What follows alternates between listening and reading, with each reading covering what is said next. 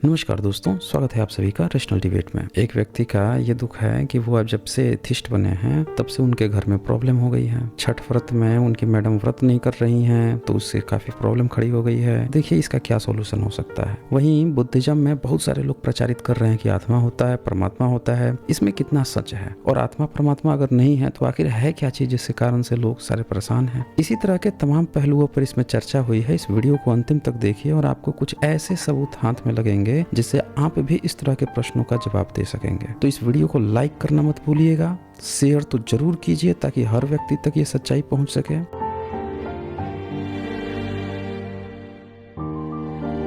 हाँ जी, rational India बताएं क्या कहना चाहते हैं। हेलो।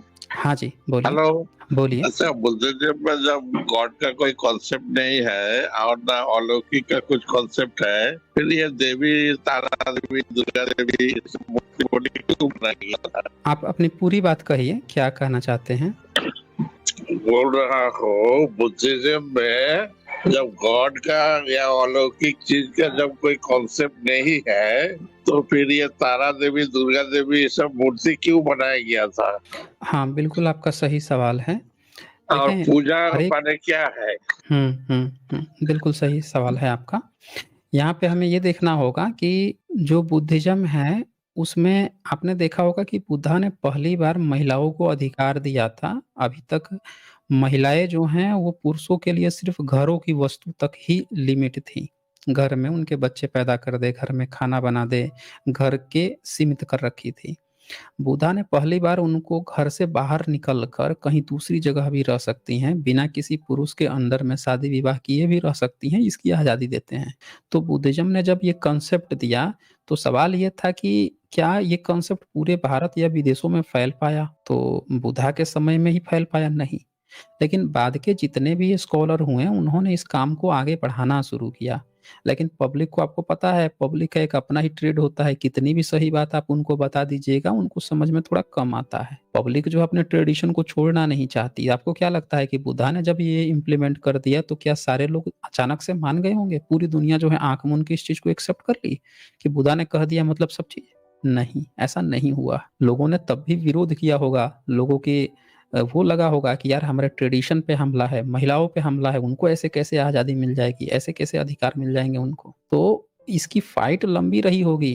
तो इसीलिए बुद्धिज़्म ने क्या किया कि जिन महिलाओं को कमतर आँका जाता था, निचला दर्जा आँका जाता था, उनको पुरुषों से ही महत्व दिलाने के लिए तारा देवी का जो कांसेप्ट आता है कि ये देवी हैं, ये सृजनकर्ता हैं, इनको तुम्हें वैल्यू देनी ही पड़ेगी। तुम मर्द हो, तुमको भी वैल्यू देनी पड़ेगी माता को, महिला को। इस रूप में ये कांसेप्ट दर्ज किया गया कि जो अनपढ़ लोग हैं, जो लोग नहीं ज़्यादा सोच पाते हैं, वो भी इस बात को सोचे कि सिर्फ़ पुरुष ही देवता नहीं हो सकता, सिर्फ़ मर्द ही देवता बलवान नहीं हो सकता, तुमको किसी माता को भी, किसी फीमेल को भी पूजना पड़ेगा। तब उनको कांसेप्ट में आएगा कि हाँ, ये माताजी हैं, इनको मिलना चाहिए, वैल्यू मिलना चाहिए। तो इस रूप में इसका आगाज़ हुआ था। तब जाके आप देख लीजिए घरों की रक्षा करने वाली हारिती का कांसेप्ट आता था। लोगों के घरों में बच्चे मर जाते थे, लोग सोचते थे कि हारिती ने बच्चों को मार दिया है। तो ये कांसेप्ट को दर्ज किया गया कि महिलाओं को सशक्तिकरण के लिए चीज़ें उनके हाथों में, आप देखें बुद्धिस्ट शिल्पकला में, सर के ऊपर बुध रहते हैं, सर के ऊपर बुद्धिज़्म के वज्रयान शाखा का प्रतीक मिलता है और महिला के हाथ में त्रिशूल दिया जा रहा है, हथियार दिए जा रहे हैं, फाइटर बनाया जा रहा है। जबकि वहीं मुस्लिम शासन में क्या हुआ था, महिलाओं को पर्दा लगा दिया गया था। पर्दे में रहो भाई, फाइट वाइट करना तो बड़ी दूर की बात है, मर्द फाइट नहीं कर सकता, हैं? तुम्हें तो पर्दे के अंदर रहना है। कम उम्र में शादी कर दी गई कि लड़की सोच ही ना पाए। कास्टिज़्म को बढ़ावा देने के लिए सबसे पहला काम जो किया गया था, बाल विवाह। लड़की बड़ी होगी तो जो अच्छा लड़का दिखेगा या जो अच्छा लड़का होगा, उसको कोई अच्छी लड़की दिखेगी, उसको पसंद कर लेगा, पसंद कर लेगी। उससे बढ़िया है ऐसी उम्र में उसकी शादी कर दो कि उसको ना किसी दूसरे से प्यार मोहब्बत का मौका ही ना मिले, या जब उम्र ही कम रहेगी तो अपनी ही जाति में किसी पर चिपका दो। समझ रहे हैं? तो महिलाओं की दुर्दशा कर रखी गई थी पिछले 1000 साल में। तो ऐसी महिलाओं की दशा जो है, पहले से ही उठाया हुआ बुद्धिज़्म आया है और आगे भी उठा रहा है। ये कांसेप्ट है बुद्धिज़्म का। जी, बोलिए। तो इसके लिए तो नॉर्मल जो इंसान का जो बॉडी है या जो औरत का बॉडी है, 2 हाथ 2 पैर तो जथेष्ट है। ये 10 हाथ और 8 हाथ और 12 हाथ, इन सब हाथ बनाने का क्या कॉन्सेप्ट है? देखिए, इसका एक सीधा-सा कांसेप्ट है कि एक महिला जो है तलवारबाज़ भी हो सकती है, तो तीर चलाना भी आ सकता है। हाथ में अगर पांडुलिपि ली हुई है, इसका मतलब वो पढ़ भी सकती है। यानी कि जो वर्ण व्यवस्था आप देखते हैं, वर्ण व्यवस्था में क्या होता है कि एक कहा जाएगा कि ये पुरुष का काम है, ये महिला का काम है। इसका काम है सेवा करना, इसका काम है यज्ञ हवन करना। लेकिन बुद्धिज़्म की शिल्प कलाओं में शुरू से ही ये दिखाने का प्रयास किया गया कि एक व्यक्ति में मल्टीपल गुण हो सकते हैं। एक महिला जो है वो सिर्फ़ घर का खाना बनाने में एक्सपर्ट नहीं होगी या बच्चे पैदा करने में, बल्कि वो एक अच्छी तीर चालक भी हो सकती है, तीरंदाज़ हो सकती है, एक अच्छी पढ़ी-लिखी विद्वेषी भी हो सकती है। मल्टीपल हाथ दिखाए गए हैं कि उसके ना बहुत सारे गुण हो सकते हैं। हाथ मतलब गुण। अब 3D उस समय तो था नहीं एनिमेशन कि दिखा देते तुरंत। एक एक मूर्ति दिखाते जो 2 हाथ से तीर चला रही है, फिर एक दूसरा मूर्ति बनाते जिसमें वो भाला चला रही हैं, फिर एक बनाते जिसमें वो तीरंदाजी कर रही है, एक में पढ़ाई-लिखाई कर रही है, 4, 5, 10 मूर्तियाँ बनाते। तो उसकी बजाय उन्होंने क्या किया कि शॉर्ट में एक ही महिला में मल्टीपल गुण दिखाने के लिए एक साथ ही दिखा दिया कि इतने हाथों जैसा काम कर सकती हैं। आपने वो सुना है ना, इस व्यक्ति में 2 इंसानों के बराबर ताकत है, 7 इंसानों के बराबर ताकत है, 7 हाथियों का बल है। कहने का मतलब कंपेयर चल रहा है कि ये महिला में इनमें इतने सारे गुण हो सकते हैं। ये इंडिकेशन है वहाँ पे। जी। अच्छा, अच्छा। अच्छा, तो ये जो हिंदुइज़्म में जैसे दुर्गा का पूजा होता है, ऐसा कुछ कॉन्सेप्ट तो नहीं है ना? नहीं, तो इन्होंने उसी तारा देवी को, जो बुद्धिज़्म की तारा देवी हैं, जो हारती हैं, उनमें जो भी महिलाएँ हैं मतलब महिला गॉडेस हैं, उन्हीं का इनका ब्राह्मणिज़्म क्या किया? बुद्धिज़्म की शिल्पकला ज्ञान-विज्ञान के लिए थी, यूनिवर्सिटी के लिए थी और ब्राह्मणिज़्म ने उनको उठा के पूजा-पाठ करना शुरू किया, लाओ भाई दान दक्षिणा दो। क्योंकि भारत के लोग ना बुद्धिज़्म में एक सबसे बढ़िया कांसेप्ट क्या था कि ये ज्ञान देते थे बुद्धिज़्म वाले, बुद्धिस्ट लोग पढ़ाते-लिखाते थे दुनिया जो है उनको बदले में उनको वो देती थी, उनके खाने-पीने का सामान देती थी, उनका विश्वविद्यालय कैसे चले वो चीज़ देती थी। ब्रह्मनिज़्म ने जब ये चीज़ देख लिया, थोड़ा-सा आप म्यूट रहिएगा, बैकग्राउंड साउंड आ रहा है। ब्रह्मनिज़्म ने ये चीज़ देखा कि हमारे पास तो ज्ञान देने के लिए कुछ है नहीं। अब हम वेद भी तो इनको उल्टे लिख दिया कि वेद सुन लोगे तो कान में शीशा-फीसा पिघला के डाल देंगे। उसको खुद नहीं आता था तो क्या बताएगा, पढ़ाएगा। तो उसने क्या कहा कि हम ना इस मूर्ति से हम तुमको कुछ पढ़ा-सिखा तो नहीं पाएँगे, एक काम करते हैं, हम ना इसकी पूजा करना शुरू करते हैं, तू लाके पैसा दे भई। अब जो करना है मूर्ति ही तेरे अंदर तेरे कर देगी कुछ। तब कबीर जी ने एक बात कही, उन्होंने कहा कि पत्थर पूजे सो हरि मिले तो मैं पूजूँ पहाड़। तो उसका इतना असर पड़ा ब्रह्मनिज़्म पे, इतना असर पड़ा कि ब्रह्मनिज़्म ने कहा कि नहीं-नहीं ये मूर्ति नहीं है भाई, पत्थर नहीं है, हम ना इसमें जान डाल देते हैं भाई, ला भाई अब मंत्र फूँक के इसमें ना जान डाल देते हैं। अब इसके इंसान ना ये पत्थर नहीं है, अब ये इंसान है भाई, साक्षात भगवान है। तो आप इस कांसेप्ट को समझिए ना, पूरा ओवरऑल दोनों में देख लीजिए कि ब्रह्मनिज़्म उस मूर्ति से एजुकेशन ना देके वो पूजा कर रहा है, कह रहा है कि जो कुछ करना होगा देवी-देवता तुझे करेंगे, तू बस हमको दान दे दे बस। लेकिन बुद्धिज़्म क्या कहता है, वो ज्ञान बता रहा है कि इसके क्या प्रकार हैं, ये क्या बता रहे हैं, आपका बच्चा कैसे पढ़ेगा-लिखेगा, क्या बनेगा। वो एजुकेशंस की बात कर रहे हैं, वो विश्वविद्यालय खोल रहे हैं, पढ़ा-लिखा रहे हैं। तो आपका जीवन स्टाइल कैसा होना चाहिए, वो उसकी बात कर रहे हैं। तो दोनों में ये फ़र्क है, फ़र्क को आप समझिए ना, आप दोनों को एक जैसा समझ रहे हैं। जी, बोलिए रैशनल इंडिया। माइक अनम्यूट कर लीजिए। अच्छा, बुद्ध जी का अष्टयों मार्ग क्या है? अब ये तो एक अलग पूरा उसके लिए स्ट्रीम करनी पड़ेगी ना। हमने हालाँकि इस पर स्ट्रीम अरे कर ये रखी है। ये थोड़ा लंबा चौड़ा है क्या? अरे उसमें आपकी पूरी ज़िंदगी निकलनी है। आपका जितना जो दुःख है, उन दुःखों का निवारण की बात की गई है कि अष्टांगिक मार्ग से आप अपने दुःखों का निवारण कर सकते हैं। तो पूरी ज़िंदगी लोग अपनी बीत जाती है उस अष्टांगिक मार्ग का पालन करने में, सीखने में और आप कह रहे हैं कि थोड़ा बड़ा-चौड़ा है क्या? आप ऐसा कीजिएगा रैशनल इंडिया जी, हम लोग ना किसी दिन किसी अच्छे एक्सपर्ट को बुलाएँगे और अष्टांगिक मार्ग उनसे ही किसी एक्सपर्ट से आपको सुनवाएँगे, आप सुन लीजिएगा। ठीक है फिर, ओके। चलें, आगे बढ़ते हैं हम लोग। बुजुर्ग हैं, 70 इयर्स प्लस हैं और अपने को एथिस्ट मानते हैं, पर इनको हमेशा ऐसा लगता है कि सबको एथिस्ट बन के रहना चाहिए, जैसे कि वो हैं, और इसीलिए उनके क्वेश्चंस बुद्धिज़्म पे बहुत ज़्यादा होते हैं। चतुर्भुज ऑफिशियल जो हैं लिखते हैं, मैं बिहार से हूँ, मैं मानता हूँ कि छठ पूजा बौद्ध धर्म का है। कनेक्शन नहीं है ना ब्रह्मनिज़्म से। अगर कुछ होता तो कुछ न कुछ कहानी स्पेशल होती, जो फिजिकल होती। हरिदास वाघ यहाँ लिखते हैं, जय भीम सर, बहुजनों का आँख खोलते हैं, थैंक यू सर। शुक्रिया आपका हरिदास जी। और इसके बाद से सौरभ सिंह लिखते हैं, सर आपने किया था पर बात नहीं हो पाती थी। अच्छा जी, तो क्या फिर से जोड़ लूँ आपको? ठीक है, मैं जोड़ लेता हूँ। माते प्रोडक्शन लिखते हैं, सतनाम शब्द सहित बुध के सभी नाम पर स्ट्रीम करें सर। हाँ जी, ज़रूर करेंगे। हाँ जी, प्रमेंद्र कुमार बताएँ क्या कहना चाहते हैं? जी नमस्ते सर। हाँ जी, नमस्ते। जी, बताइए। सर क्या है बुद्धिज्म में आत्मा परमात्मा कोई है ऐसा चीज? बुद्धिज़्म में आत्मा परमात्मा होता तो बुद्ध और बुद्धिस्ट महाविहारों में सबसे पहले आपको आत्मा परमात्मा समझाया जाता।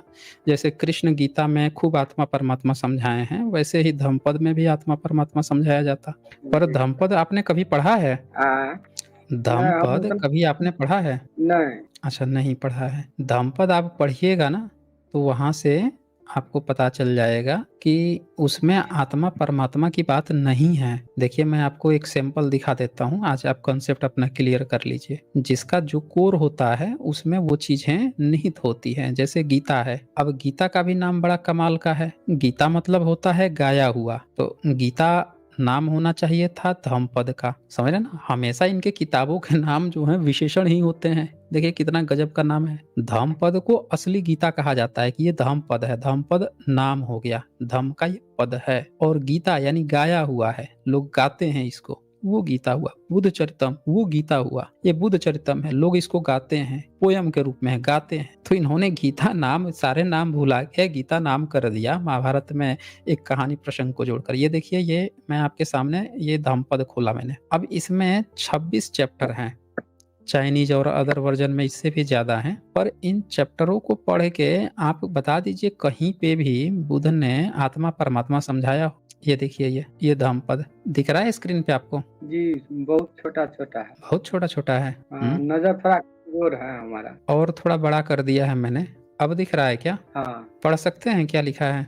3 नंबर, पहला ही चैप्टर है। जी अब वही तो बहुत दिन से सुन रहे हैं, अब ये तो सारा कुछ हम जानते हैं। ठीक है, इससे पहले हम कबीर मत के जो है मानते थे, लेकिन हम फिर भी जो उसमें गुरु गुरु गुरु ये सब जो है जो बहुत ऐसे होता था, फिर जब तब भी हम आपसे एक रोज और बात हुआ था, इसमें जो छठी वाला जो है, छठ मैया वाला जो है व्रत, ये भी हम 2-3 साल से छोड़ दिए जब आपका चैनल सुने तब। उसके बाद आप जो है ये कि जो है वो मनाना चाहिए, तो बताइए हम सारा पर्व त्योहार छोड़ दिए, फिर अब जो है हमारा घरे में अब झंझट हो गया, झगड़ा हो गया परिवारे से। अच्छा। कि कहना चाहिए। अब जो है जो परसों संडे को आपसे बात हुआ था, उस समय में वो जगी हुई थी, सुन रही थी। अब उस दिन से हमारे घर में झगड़ा, ये जो हमको जानबूझ मेरा त्योहार छोड़ा दिया। अब बताइए उसमें जो है देखते हैं बेटा बाल बच्चा फना, किसी को तबीयत खराब हो गया उसको मान देता है, तो घर से जो है पेटकुनिया लाते लाते करके लकड़ी से लकीर पार के उस घाट पर जाता है। उसके बाद वो लोग पानी में इतना भर गर्दन पानी में खड़ा होकर के कोई भी फल ले करके, नारियल का फल ले करके और खड़ा रहता है। अब बताइए, अब उसके बाद आज नहाने खाने का बारी है, तो आज मान लिया नहा कर खा लिया, उसके बाद अभी खाएगी, उसके बाद फिर अभी के बाद कल शाम में, और फिर कल शाम के खाने के बाद फिर जो है 7 तारीख को सुबह में।